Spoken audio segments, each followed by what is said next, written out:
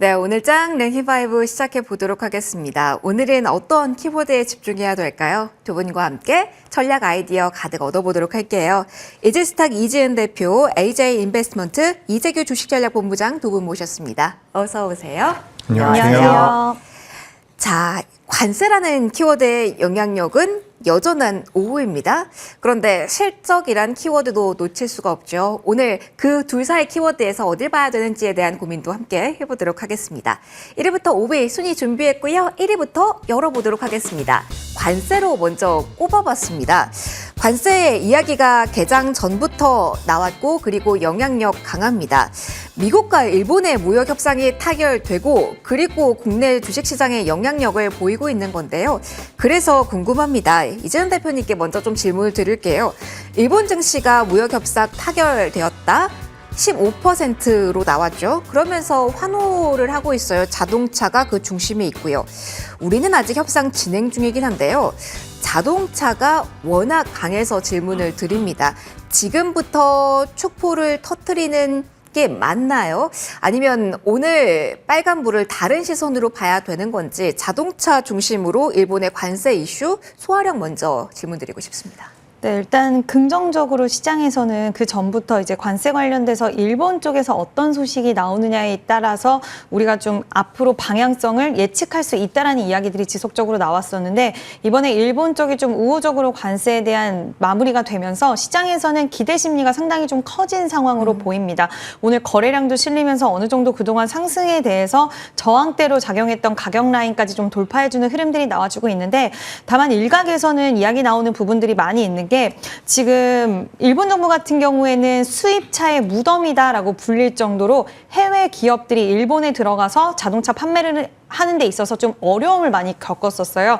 그래서 수입차 관련돼 가지고 이제 개방하는 조건으로 이런 관세에 대해서 얻어냈는데 우리나라도 좀 비슷한 이야기가 나올 수 있는 가능성 그리고 거기에 플러스적인 요인으로 만약에 일본과의 관세 협약이 이렇게 잘 됐는데 우리나라는 예상보다 그거에 좀 못 미치는 수준으로 진행이 된다라고 했을 때는 오히려 실망감이 좀 있을 수 있지 않을까. 지금은 일본과의 관세 협상이 잘 됐다는 이유로 기대감으로 올라가긴 하지만 끝날 때까지 끝난 거는 좀 아니라고 생각을 하고 있습니다. 그래서 이 부분에 있어서 마무리되는 부분들도 좀 확인을 해야 된다라고 생각이 들기 때문에 물론 지금 긍정적으로 보는 시각에 대해서 무조건 너무 걱정과 우려만 해야 되는 건 아니지만 긍정의 시각과 함께 아직까지는 끝나진 않았다라는 시각도 같이 열어두면서 비중에 대한 부분 조절이라든지 그러니까 만약에 예를 들어서 지금 바닥권에 있기 때문에 시장의 분위기가 고점에서는 차익 실현이 많이 나오고 바닥권에 있는 종목군들이 시세를 한번 타기 시작하면 굉장히 강할 거야. 그래서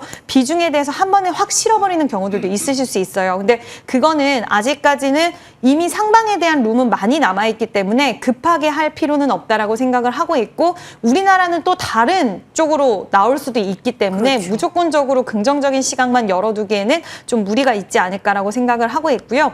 그래서 저는 이제 대응에 대한 부분이 결국에는 중요하잖아요. 네. 그래서 신규 접근하시는 분들에 한해서는 비중에 대한 조절, 그러니까 분할 매수 관점으로는 오히려 유리하거나 아니면 나는 좀 확인하고자 하시는 분들은 우리나라 관세에 대한 이야기도 이제 단기적으로 계속적으로 소식 쏟아 나올 거기 때문에 좀 기다려 보시는 것도 나쁘진 않지 않을까라고 생각을 하고 있습니다.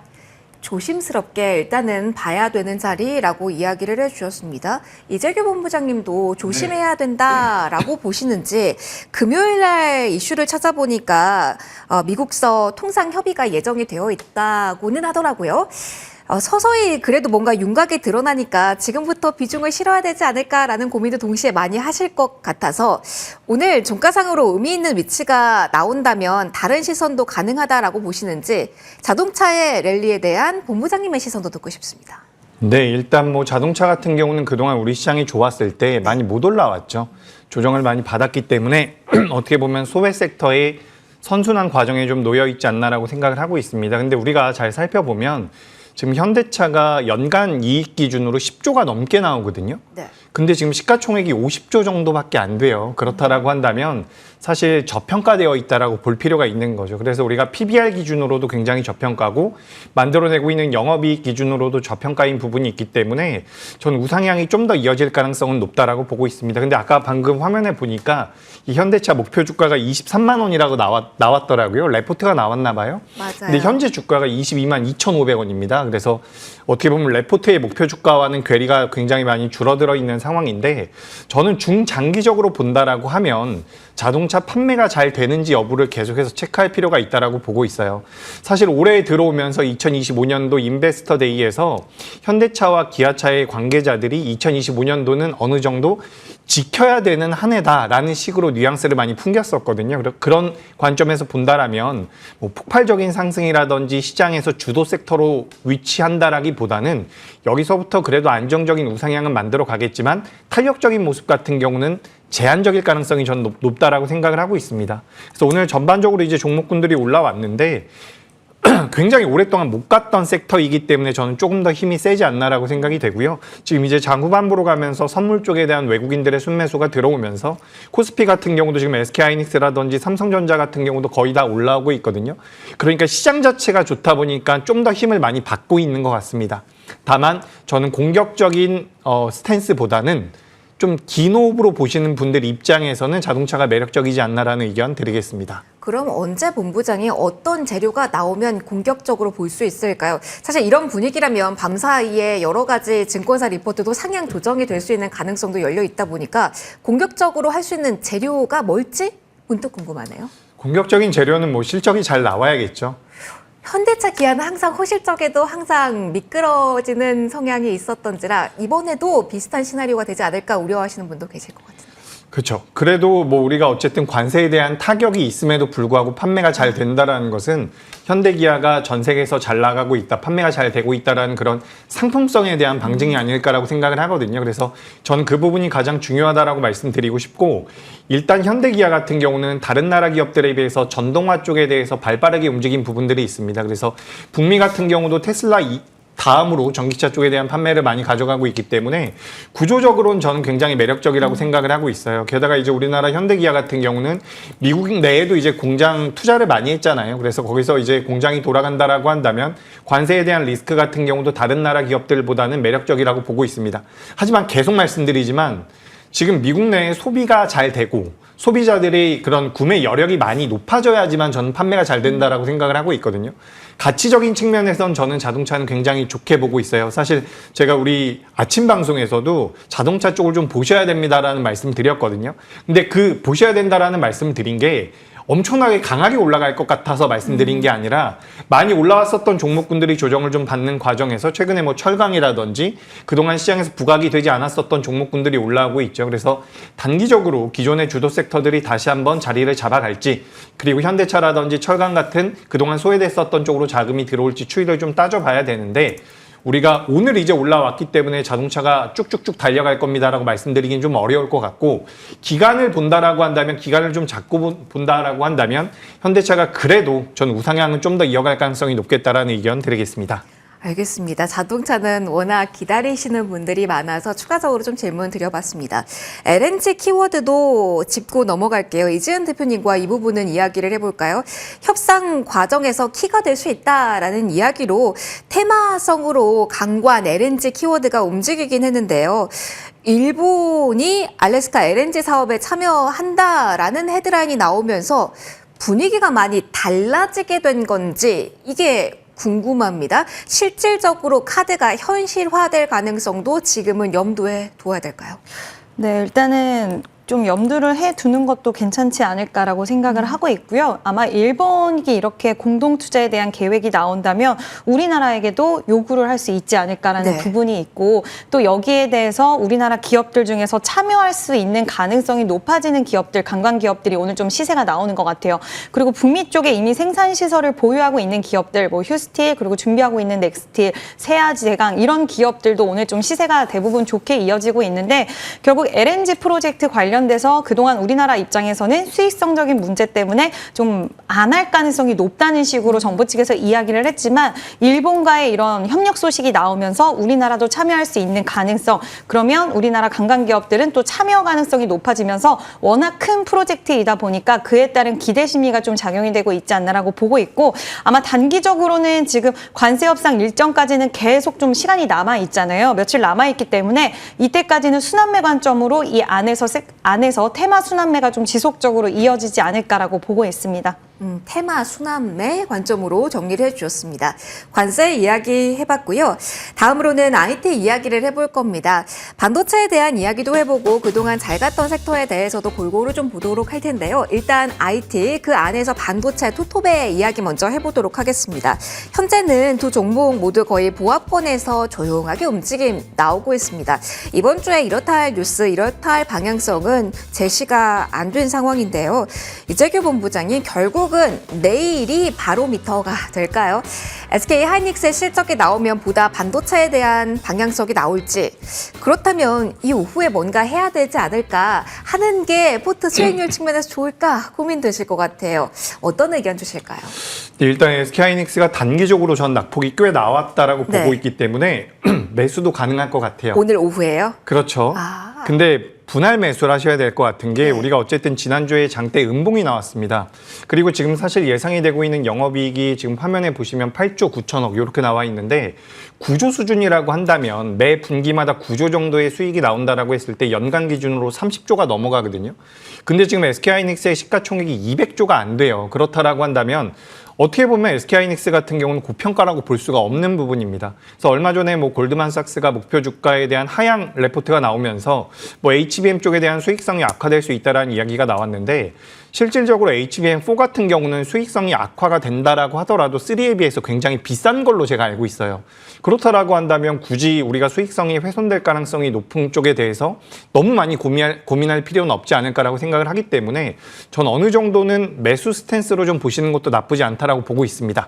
다만 이제 주가라는 것이 우리가 시장과 업황과 기업에 대해서 분석하는 것과는 좀 다르게 움직이는 경우가 있어요. 눌림이 나오면 생각보다 눌림이 깊어질 수가 있기 때문에 제가 방금 전에 말씀드린 것처럼 저는 분할 매수의 관점으로 좀 보시는 게 어떨까라고 보고 있습니다. 그러니까 기업의 가치라든지 지금 가지고 가고 있는 HBM 쪽에 대한 모멘텀들을 고려를 해본다면 저는 올라가는 게 맞다라고 보거든요. 근데 그렇다라고 하더라도 매수 입장에서 본다라면 저는 분할 매수가 필요하다라고 보고 있어요. 그래서 현재가 부근부터 60일 이동평균선 부근까지 밴드를 좀 잡아가지고 공략을 해보시는 게 어떨까라는 의견 드리겠습니다.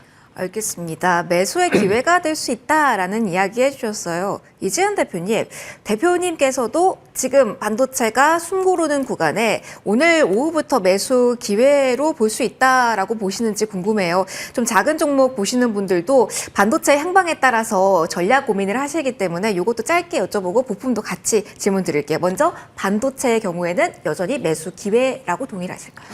반도체 긍정적으로 볼 수는 있겠지만 일단 내일 SK 하이닉스 실적 발표 이후에 어떤 이야기가 나오는지도 좀 중요할 것 같아요.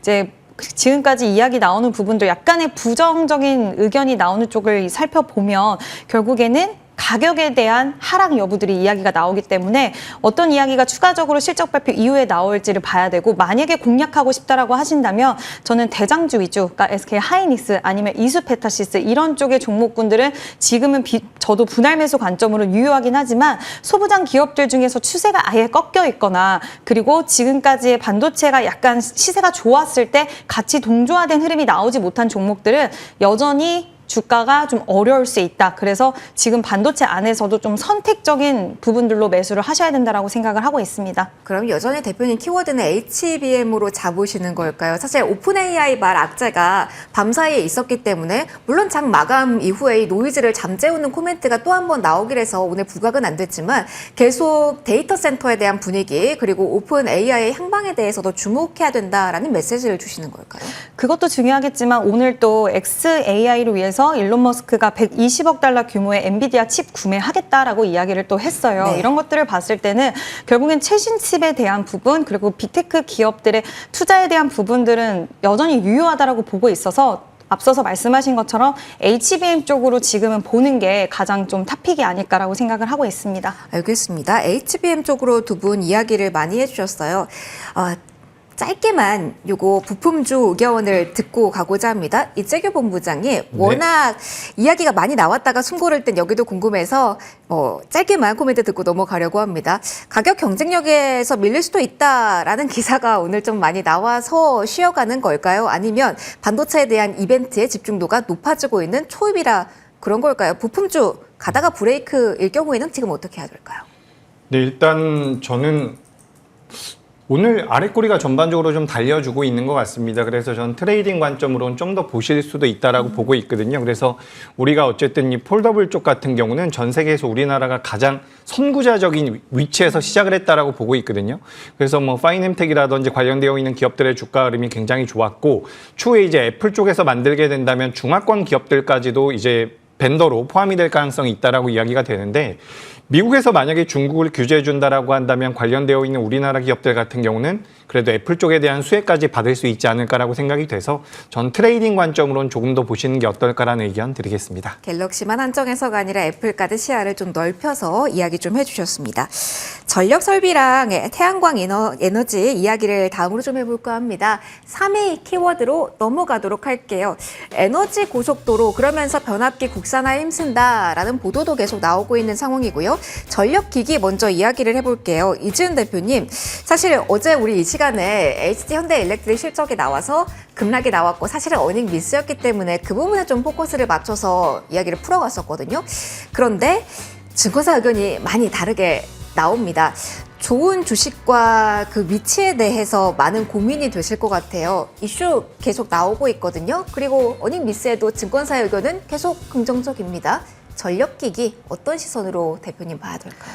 충분히 긍정적으로 보셔도 될 것 같아요. 매수 기회도 아직 있다로요? 네, 저는 있다라고 보고 있는데, 일봉상으로 보면 어저께 좀 밀리긴 했지만 결국에는 아랫꼬리를 달고 반등하는 모습을 보여줬고, 오늘도 윗꼬리가 달리긴 하지만 추세 자체로는 우상향 기조는 좀 지속적으로 되고 있다라고 보고 있고, 우리가 단기적으로 보는 산업은 아니기 때문에 일봉뿐만 아니라 주봉과 월봉도 봐야 된다라고 보는데 여전히 견조합니다. 그래서 우상향 기조가 유지가 되고 있다라는 거, 그리고 이야기 나오는 부분들이 보면 북미 아틀란타 쪽에 법인의 출고 물량이 하반기부터 지금 매출이 인식이 된다라는 점, 그리고 수주 잔고 역시나 9조 원 정도로 굉장히 견조한 흐름을 보이고 있고, 지금 고가에 대한 수주가 이제 반영이 되기 때문에 앞으로 실적은 오히려 2026년 기점으로 더 좋아질 수 있다라는 것들을 봤을 때, 그리고 이 산업 자체가 지금 뭐 변압기는 쇼티지가 지속되고 있는 상황이고 전력에 대한 수요는 전 세계적으로 부족한 상황이잖아요. 그래서 이번에 실적 미스가 나긴 했지만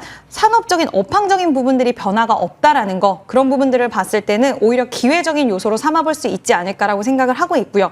다만 시장 자체의 지금 분위기가 대형주 위주로의 좀 차익 실현 물량들이 상당히 나오면서 대형주인데도 이렇게까지 밀린다라고 생각할 정도로 시장 변동성이 좀 확대가 된 국면이기 때문에 역시나 우리가 이쪽 종목들은 그냥 단기적으로 볼 쪽은 아니라고 생각을 하기 때문에 분할 매수 관점으로 우상향 추세를 지속적으로 우리가 본다라고 했을 땐 저는 충분히 긍정적으로 보셔도 된다라고 생각을 하고 있고요. 정부 정책 앞서서 말씀해 주셨지만 정부 정책에 대한 이야기들 28년까지 계속해서 막대한 자금을 투자해서 새로운 변압기를 만들어내는 이야기가 나왔는데, 국내 모멘텀 그리고 해외발 모멘텀 양쪽으로 생각했을 때는 충분히 긍정적으로 우리가 생각할 수 있는 여력이 많지 않나라는 의견 드려보도록 하겠습니다. 알겠습니다. 전력기기 쪽에 대한 이야기를 좀 풀어봤습니다. 태양광 쪽 이야기도 좀 해야 될 것 같아요. 오늘 오후에 OCI의 IR 예정이 되어 있는 상황이고요. 주가 측면으로 본다면 OCI 홀딩스의 강세가 좀 유지가 되고 있는 현재 시점입니다. 이재규 본부장님과 이쪽 이야기를 해볼게요. OCI의 홀딩스의 실적에 대한 기대감은 아닐 텐데 이게 지주사로 보는 건지 오늘 장중 내내 강한 배경 궁금하고요. OCI 지금 대기 모드거든요. 전후로 했을 때 수치가 나오고 컨콜 진행이 되면서 변화 요인도 있을 수 있을지 이 부분에 대한 점검도 같이 부탁드릴게요. 네, 일단 뭐 태양광 같은 경우는 시장에서 많이 부각이 덜 됐던 것 같아요. 제가 느끼기에는. 덜 됐다. 에너지원 쪽 같은 경우는 우리가 원전 쪽에 대해서는 관심도가 굉장히 높았는데 지금 태양광과 풍력 쪽 같은 경우는 상대적으로 덜했다라고 생각을 하거든요. 하지만 태양광 같은 경우는 어쨌든 미국에서도 계속해서 육성을 하겠다라는 이야기들이 나오고 있고 추가적으로 미국이 중국을 규제함에 따라서 우리나라 기업들이 반사 수혜를 받을 가능성이 높다라는 분석들이 나오고 있죠. 그래서 시장에서는 한화큐세를 자회사로 가지고 있는 한화솔루션이 가장 많이 이제 언급이 됐었는데 OCI 홀딩스의 최근 주가 흐름을 놓고 본다면 한화솔루션보다 오히려 좀 더 안정적입니다. 태양광과 관련돼서 뭐 폴리실리콘이라든지 관련돼서 전반적인 산업에 대해서 수직 계열화를 하고 있다라고 보시면 좋을 것 같아요. 그래서 오늘 컨콜 이후에 미국 쪽에서 어떤 혜택을 받을 수 있는지에 대한 이야기도 우리가 좀 체크를 해봐야 될 것 같고요. 추가적으로 지금 중국 내에서도 본인들이 과잉 생산을 했었던 부분들에 대해서 2차 전지라든지 여러 가지 산업군들에 대해서 물량 자체를 많이 생산하지 않겠다라는 이야기들을 하고 있거든요.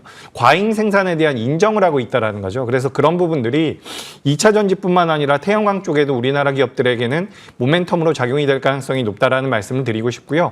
우리가 이제 태양광도 그렇고 풍력도 그렇고 이야기를 할 때 빼먹으면 안 되는 게 뭐냐면 금리에 대한 부분입니다. 네. 이런 투자, 이 에너지원과 관련되어 있는 산업 같은 경우는 대규모 자금이 들어가기 때문에 금리가 인하하는 데 따라서 수혜를 받을 가능성이 굉장히 높거든요. 그래서 우리가 지금 금리 인하 쪽에 대한 모멘텀들이 시장에 크게 부여되고 있지는 않지만 그래도 최근에 우리나라 뭐 코스닥 시장이 코스피 대비해서 조금씩 더 올라오고 있는 게 코스닥 시가총액 상위 종목군들에는 성장주들이 많이 포진이 되어 있죠. 뭐 제약바이오라든지 2차 전지, 금리 인하 쪽에 대한 수혜를 받을 수 있는 기업들인데 이 신재생 쪽 같은 경우도 금리 인하 쪽에 대한 모멘텀들을 받을 수가 있기 때문에 이 부분까지 좀 체크해 보시면 될 것 같습니다. 알겠습니다. 상대적으로 덜 부각받았다라는 측면에서 주목할 부분까지 이야기를 해주셨습니다.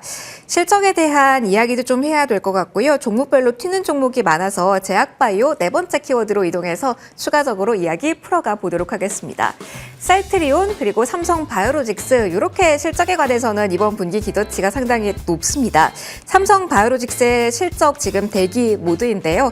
장 초반에 3% 이상 올랐다가 현재는 1% 전후의 움직임 보여주고 있습니다.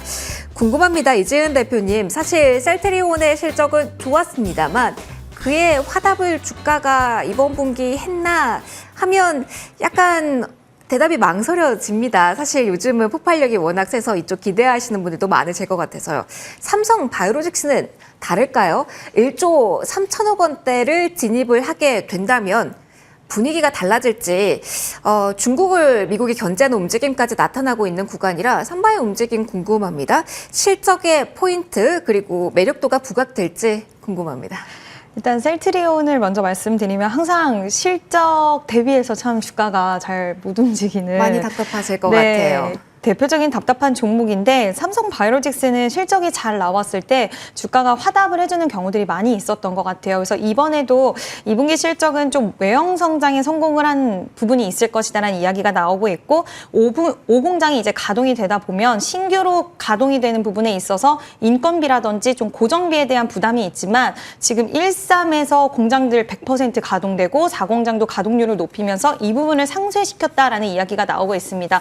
그리고 추가적인 하반기에도 수주들은 좀 쏟아질 수 있다라는 그런 평가들이 지배적으로 나오면서 굉장히 실적에 대해서 좀 긍정적인 해석들이 많은데 최근 관련해서 보면 플랫폼 기업이라든지 기술 이전에 대한 기대 심리를 좀 가져갈 수 있는 기업들 위주로의 시세 흐름이 제약바이오 안에서는 좀 강했는데 CDMO 기업들 뭐 바이넥스 그리고 ST팜 조용조용히 좀 추세를 만들어 왔던 것 같아요. 그래서 이번에 삼성바이오로직스의 실적 발표를 기점으로 해서 뭐 중국에 대한 반사 수혜라던가 이런 기대감들이 다시 한번 대두될 수 있는 가능성이 있지 않을까라고 보고 있고 지금 삼성바이오로직스 같은 경우에는 외국인들의 매도세는 지속되고는 있지만 기관과 연기금이 계속 매수를 좀 해주면서 주가 자체를 상방도 아닌 하방도 아닌 좀 박스권에 갖춰져 있긴 하지만 이게 이번 기점으로 저는 분위기 쇄신이 좀 가능할 수 있지 않을까라고 보고 있고 특히 하반기부터는 제약바이오들 전반적으로 좀 우상향할 수 있는 가능성이 있는데 지금은 플랫폼 기술을 갖고 있는 기업들 위주로의 시세가 이어진다라고 한다면 그 추후에는 CDMO 기업들까지도 좀 기대할 수 있지 않을까라고 보고 있고요.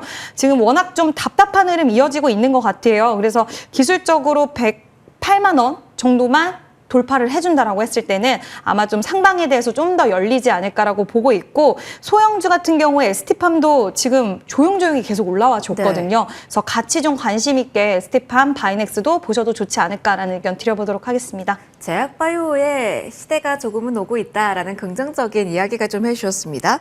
삼성바이오로직스 오늘 실적 나오고 그 이후에 나오는 이야기까지 주목을 해보셔야겠어요. 그리고 현재 구간의 상한가 구간에서 이슈의 중심에 있는 종목이 있어서 그 종목 이야기해볼까 합니다. 이재규 본부장님, 네. 삼천당 제약 이야기를 해볼까 합니다. 상한가 풀리지 않은 구간 직전 고점 21만 원 뚫어냈고요. 그러면서 23만 원 선까지 돌파하지 않을까, 그러면서 역사를 새로 쓰지 않을까라는 궁금증을 안고 있는 종목입니다. 어떻게 보세요? 복제약 시험 성공, 그러면서 기대감이 높아졌잖아요. 지금 그러니까 봐야 되는 거는 삼천당 제약일까요? 아니면은 복제약 쪽일까요? 네. 아니면 같이 움직여서 GLP-1이기 때문에 비만까지 봐야 될까요? 탑승해야 되는 곳은 어디인지 오늘 재료와 함께 네. 해석 부탁드려요. 일단 삼천당 제약을 보시는 게 가장 좋겠죠. 아, 정면 공략. 네, 그런데 뭐 상한가 들어가는 상황이라서 눌림이 좀 나올 때 체크를 해보시면 좋을 것 같은데 지금 이제 화면에도 나오고 있죠. 오리지널 약물과 동등성이 확인됐다라고 하는데 우리가 이 리벨서스라고 하는 것이 경구용 뭐 세마글루타이드 를 이용한 이제 당뇨 비만 치료제라고 보시면 좋을 것 같아요. 근데 우리가 시장에선 계속해서 주사제에 대해서 관심도가 높았는데 경구용 쪽에 대한 이제 시장 캐파 자체가 2024년도 기준으로 전 세계적으로 매출 단위 약 4조 정도가 나오고 있는 것 같거든요. 근데 이쪽과 비슷한 기술력을 보유하고 있고 똑같은 효능을 가지고 있는 제네릭, 우리가 복제약품을 이제 삼천당 제약에서 만들었다라고 하는 거죠. 가격 쪽에서 10분의 1 이상 저렴한 가격으로 이제 공급을 할 수 있다라고 이야기가 되고 있기 때문에 이 시장에 대한 캐파를 삼천당 제약이 많이 가져간다라고 한다면 굉장히 큰 메리트가 될 가능성이 높습니다. 하지만 지금 삼천당 제약의 재물을 보면 그렇게까지 우량하진 않아요. 그렇기 때문에 우리가 가치 투자의 측면에서 본다라기보다는 지금 일단 시장에서 부각이 되고 있는 부분들, 지금 이제 삼천당 제약이 만들어낸 요 기술이 원래 이제 노보노디스크에서 가지고 있었던 그 특허를 회피해서 만들었다라고 이야기가 되거든요. 그러니까 그 특허를 회피해서 만들었다라는 것은 추후에 시장의 캐파 자체를 많이 가져올 수 있다라는 방증이기 때문에 저는 긍정적으로 보고 있습니다. 하지만 이제 이렇게 상한가에 들어간 기업들 같은 경우는 다음 날에 갭상승이 크게 나올 가능성이 높기 때문에 네. 쫓아가시기보다는 갭상승 이후에 눌림이 나왔을 때 좀 공략을 해보시면 좋을 것 같고요. 방금 전에 이제 앵커님께서도 말씀을 해주셨는데 이 기업의 고점이 23만 원입니다. 네. 그래서 지난 7월 달에 만들어놨었던 23만 원인데 이 자리를 만약에 내일 돌파를 한다라고 하면 더 따라붙기가 어렵겠죠. 근데 만약에 이 하단부에서 종가가 형성된다거나 장중에 조정을 받으면 저는 이 직전 고점을 돌파할 수 있다라는 관점으로 요 삼천당 제약 접근해 보시는 게 어떨까라는 의견 드리겠습니다. 알겠습니다. 워낙 궁금하신 분들 많을 텐데 꼼꼼하게 이야기해 주셨습니다. 마지막 5위 볼게요. 소비에 대한 이야기를 담아보려고 합니다. 중국서 냉동김밥 열풍이다 라고 이야기를 하면서 오늘 풀무원 움직입니다. 이재은 대표님과 이야기해 볼게요. 예전에 저희 미국에서 냉동김밥 유행이다라고 이야기했을 때 대표님과 우양 이야기를 정말 많이 했던 그 시기가 기억이 납니다. 그런데 이번에는 풀무원이 먼저 움직였고요. 그리고 살포시 움직이는 게 우양이거든요. 지난번엔 반대였잖아요. 이걸 활용해 볼 수 있을까요? 인기라고 하는데 냉동김밥 수출 키워드 메리트 있습니까?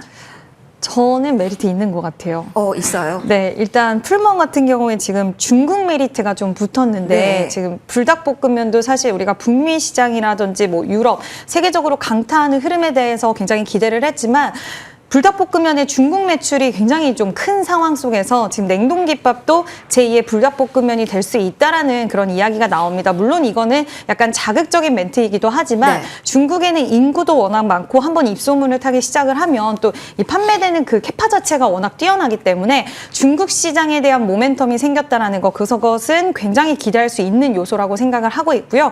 특히 지금 주봉상과 월봉상 우리가 기술적인 부분들로 봤을 때도 저항을 단숨에 돌파를 해줬어요. 네. 그래서 추세 자체가 좀 변화가 됐다라고 보고 있고 오늘 갭 상승에서 출발을 했기 때문에 살짝 부담스러울 수는 있겠지만 지금 오후 2시가 다 되는 이 시간까지 20% 이상의 상승세를 계속 유지를 하고 있다라는 거, 그리고 상당히 큰 거래량이 동반된 상승이라는 부분들을 봤을 때는 저는 풀무원은 시장의 시각 자체가 굉장히 좀 크게 기대할 수 있는 심리, 실적에 대한 개선이라든지 상승에 대해서 이제는 눈빛 자체가 좀 달라지지 달라졌다. 않았나라고 생각을 하고 있고요. 그래서 풀무원 보유하신 분들은 기분 좋게 보유를 해주셔도 될 것 같고, 신규 접근에 있어서는 요즘 시장 분위기를 보면 하루 상한가를 가더라도 다음날 추가 상승이 나오기보다는 소폭의 눌림이라던가 아니면 생각보다 좀 눌렸다가 가는 경우들이 많이 있었어요. 재료가 이제 엄청 강하지 않은 이상. 그래서 추격 매수보다는 시장 분위기를 봤을 때 단기적으로 눌린 구간에서는 저는 충분히 한번 기회를 모색해봐도 좋지 않을까라고 보고 있고,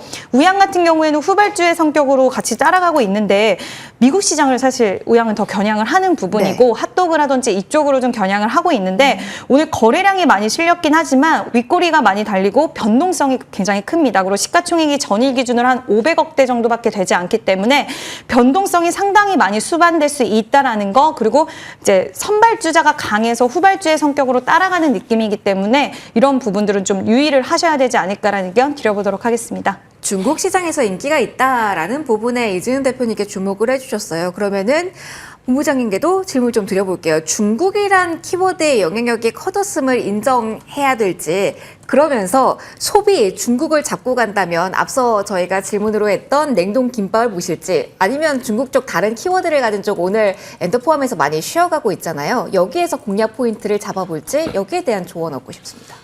네, 일단 뭐 냉동김밥, 풀무원이 굉장히 좋네요. 그래서 여기도 좋아요. 저도 관심이 있는데 네. 왜냐하면 좀 새롭잖아요. 그러니까 신선함. 그렇죠. 신선함이 있어서 변동성이 좀 더 잘 나오는 것 같습니다. 하지만 이제 우리가 기노업으로 본다면 이번 10월 달에 시진핑이 방한을 할 수 있다.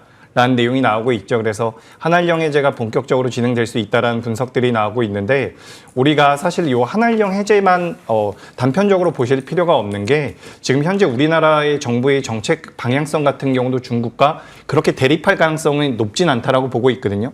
그런 관점에서 본다면 중국에서 지금 내수 소비를 강화하려고 하고 있는 여러 가지 정책적인 모습들과 우리나라 내에서 이제 중국의 소비와 관련되어 있는 기업들에 대한 체크도 좀 필요하지 않을까라고 생각을 하고 있습니다. 그래서 방금 전에 엔터 쪽도 말씀을 주셨는데 전 여전히 화장품 엔터가 전반적으로 매력적이라고 보고 있어요.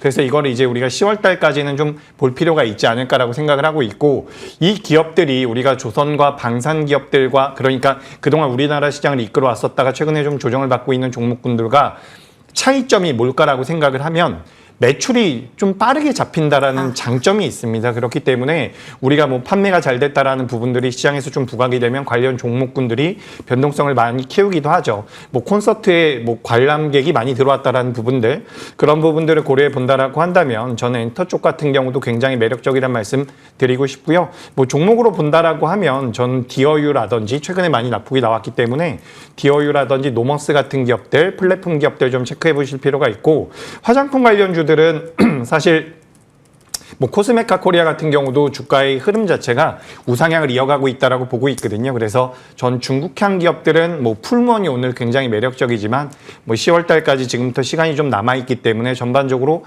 중국의 소비와 관련되어 있는 기업들 같은 경우는 체크해 보실 필요가 있지 않을까. 의류 쪽 같은 경우도 매력적인 기업들이 좀 있으니까 다 같이 좀 체크해 보시면 좋을 것 같습니다.